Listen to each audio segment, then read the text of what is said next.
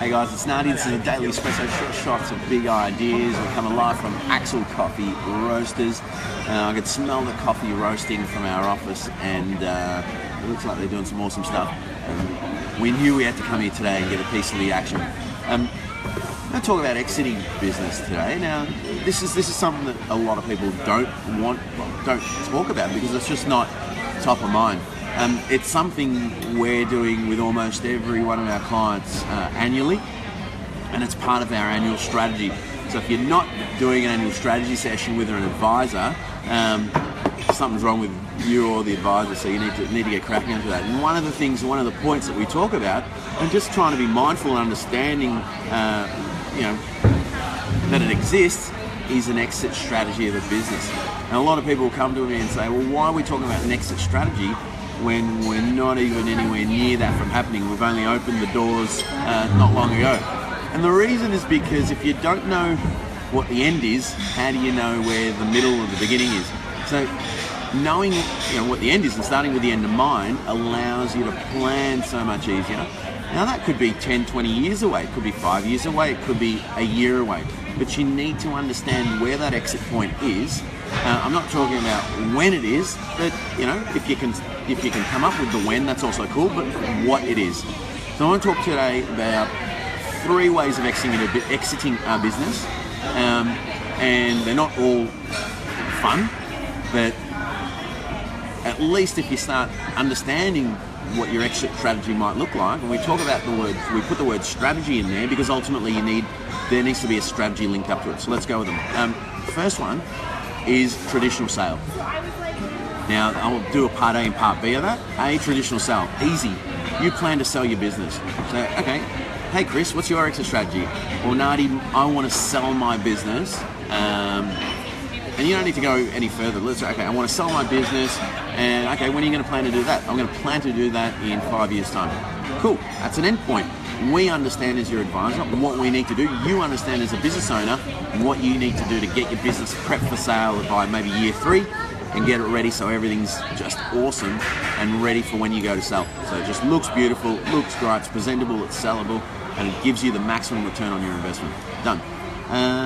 Selling part B is an alternative form of selling where you're still on board, and that might be a trade sale. That might be a listing.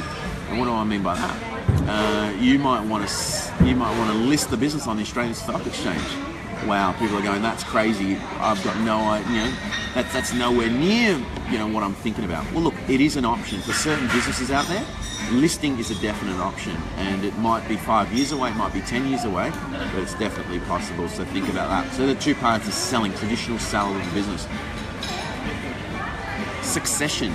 So that's something people don't potentially think about, but it's definitely, we're seeing more of it happening where a new generation comes on through the business, and the business passes over to those partly or in full. Now that can be done in a couple of different ways. You might want to pass on the business to your family, right? Brother, sister, kids. It's not uncommon. However, it may be something that is something of the past, as younger people these days probably have a different idea of business ownership. The other one is succession through your own team. So people working within your business, maybe a management buyout or buy-in. And that's something that is not to be disregarded because it can be pretty important. And also there's a bit of a legacy that gets to be passed on, the name of the business, the branding, and these people are probably some of the best people to take over your business, and actually will value it and carry on that story. So that's number 2. And number 3 is a closure of business. Now that is an exit strategy. There's someone who has, we've become really good friends. June from Proud Peacock in a restaurant in Mount Waverley there. And a big thing, well, she announced massively at the start of this year that she was going to close the business at the end of at the end of 12 months. Now it's kind of an institution. And you can sort of ask the question as to why that's happening. Now, I'll let June jump on because I know she's an avid watcher. And June, you can always throw in some comments. I mean, look,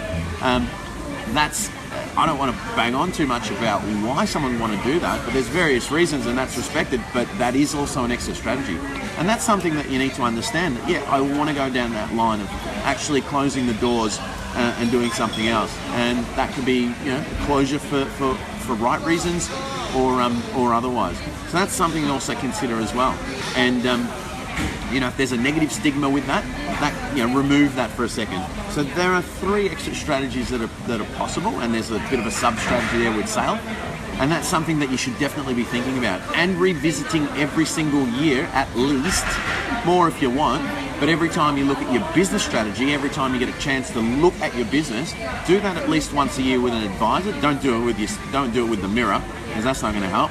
Don't do it internally with your business partners. Have an external advisor come on board and be that soundboard, and come up with an exit strategy. Because if you don't have one, you are potentially flying blind and you don't know where your exit point is.